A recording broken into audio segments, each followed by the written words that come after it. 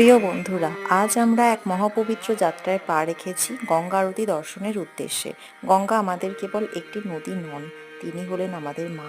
গঙ্গা মা বলার মধ্যে যে শ্রদ্ধা আর ভালোবাসা আছে, তা আমাদের হাজার হাজার বছরের সংস্কৃতির মূল ভিত্তি।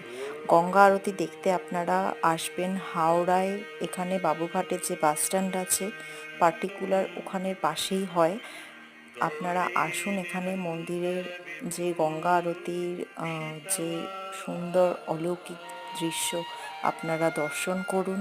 এটি শুধুমাত্র একটি ধর্মীয় অনুষ্ঠান নয়, এটি একটি মোহময় দৃশ্য, যেখানে প্রদীপের আলোয় আপনার মন প্রাণ শুদ্ধ হয়ে যাবে। এক অলৌকিক পরিবেশ সৃষ্টি করে এখানে আরতির সময়। এই আরতির মাধ্যমে আমরা ঈশ্বরের প্রতি কৃতজ্ঞতা প্রকাশ করি, আশীর্বাদ প্রার্থনা করি আমাদের জীবনের সকল সংকট যাতে দূর করার জন্য। এবং এটি আমাদের একটি সংস্কৃতির আচার বিচারের এবং ঐতিহ্যের জীবন্ত প্রতীক। গঙ্গার তীরে গেলে এমনিই আমাদের মন ভালো হয়ে যায় এবং যেন তার পবিত্রতা আমাদের সুন্দর মন স্পর্শ করে যায়। দয়া করে এখানে প্লাস্টিক বা ময়লা ফেলা থেকে বিরত থাকবেন এবং এখানে চারিদিকে যে সৌন্দর্য আপনারা সুন্দরভাবে উপলব্ধি করবেন। গঙ্গাকে ভালোবাসা মানেই তাকে রক্ষা করা, সুতরাং এখানে কোনো রকম প্লাস্টিক ময়লা আবর্জনা ফেলবেন না।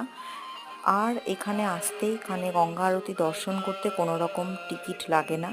আপনারা আসবেন, এখানে সন্ধে 7টার দিকে গঙ্গা আরতি শুরু হয়। আধ ঘন্টা কি 1 ঘন্টার জন্য গঙ্গা আরতি হয়। আপনারা দর্শন করুন, প্রার্থনা করুন আপনাদের যেন সমস্ত জীবন, বাকি পথ চলা সকলের সুন্দরভাবে যায়। আজকের এই আরতি শুধু চোখে দেখার নয়, মন দিয়ে অনুভব করার। চোখ বন্ধ করে গঙ্গা মায়ের কাছে প্রার্থনা করুন আপনার জীবনের শান্তি, সুস্থতা এবং সমৃদ্ধি যেন বজায় থাকে, এবং প্রার্থনা করুন যেন আপনারা সুন্দরভাবে সকলে জীবনযাপন করেন।